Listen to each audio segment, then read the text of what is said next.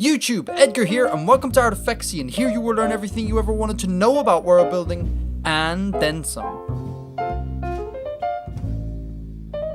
This is the cross-section of the average human food hole, complete with lips, a tongue, and some teeth. A consonant is a speech sound produced when the airflow through the food hole, or vocal tract if you will, is to some degree obstructed.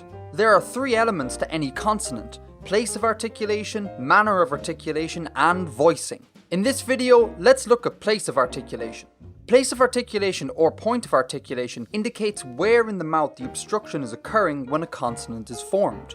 Now, to create an obstruction, two bits of your mouth need to be brought together, the articulators. One articulator will move, the active articulator, and one will remain stationary, the passive articulator. Take the F sound in fish for example. Here the lower lip is the active articulator and the upper teeth are the passive articulators. The lower lip moves to the upper teeth, an obstruction is created, air is blown through, and boom, you get a F sound. There's about 12-ish places in the mouth where the articulators can be brought together to form an obstruction. They are bilabial, labiodental, dental, alveolar, postalveolar, retroflex, palatal, velar, uvular, pharyngeal, epiglottal, and glottal. Let's break it down. Number 1. Bilabial. Here the obstruction is created using both the upper and lower lips. In English we have 4-ish bilabial consonants. Ma as in man, pa as in pan, ba as in ban, and wa as in water. 2. Labiodental. Here the lower lip contacts the upper teeth to form sounds like fa as in fish and va as in van. 3. Dental. Here the tip of the tongue touches the upper teeth. We have two sounds here in English, tha as in thin and tha as in this. Number 4. Alveolar. Here the obstruction occurs at the alveolar ridge, that bony ridge just behind the upper teeth. We have a truckload of sounds here in English, namely na, ta, da, sa, za, ra, and la. As in nail, town, dog, sun, zoo, run, and laugh. Oh, and there's also the roll door, which I cannot do. Luckily, this guy can. Ra, ra. 5. Post or palato-alveolar. So this is almost the same as alveolar, except the tongue moves back about a centimeter in the mouth. In English we have two sounds here, sha as in shine and ja as in vision. 6. Retroflex. We have no retroflex consonants in English. They are formed by curling the tongue back in the mouth and touching the roof of the mouth in the general post-alveolar area. They sound a little like this, da, da, da.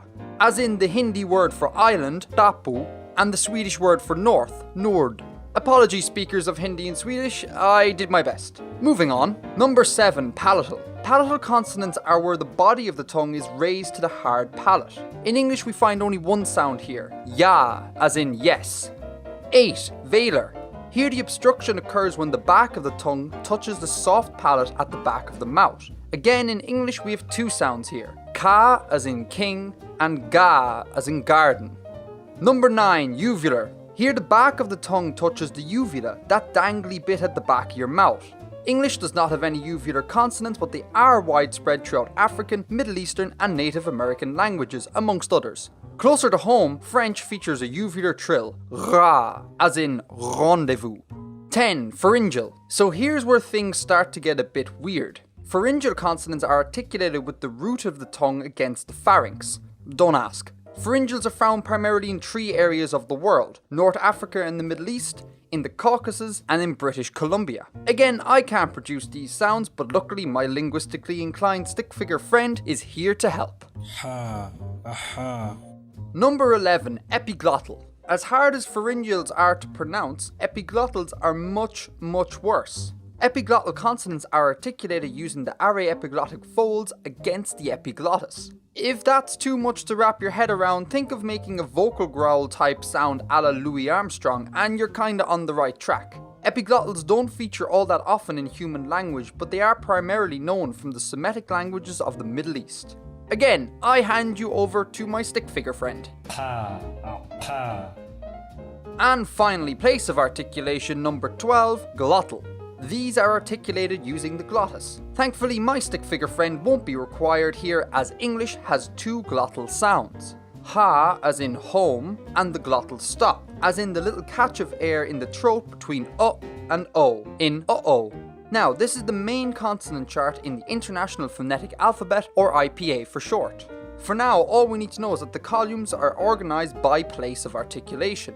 The active articulators can go on top, i.e. the lips, tip, body and back of the tongue, and glottis. And below are the 12-ish places of articulation. Finally, it's worth noting that this list of 12 places of articulation is far from exhaustive. I'm looking at you, lingolabial trill, but that's another story for another day.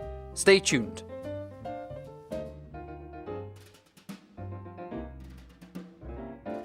Good morning, interweb. First up, apologies for this video being a week late. To make up for this, hopefully I'll be releasing a new video within the next couple of days. And if you absolutely cannot wait until then for more Artifexian content, click the yellow box to the side to take you to the Artifexian podcast. There's a new episode out, 2 hours on nothing but language. Thank you all so much for watching. Edgar out.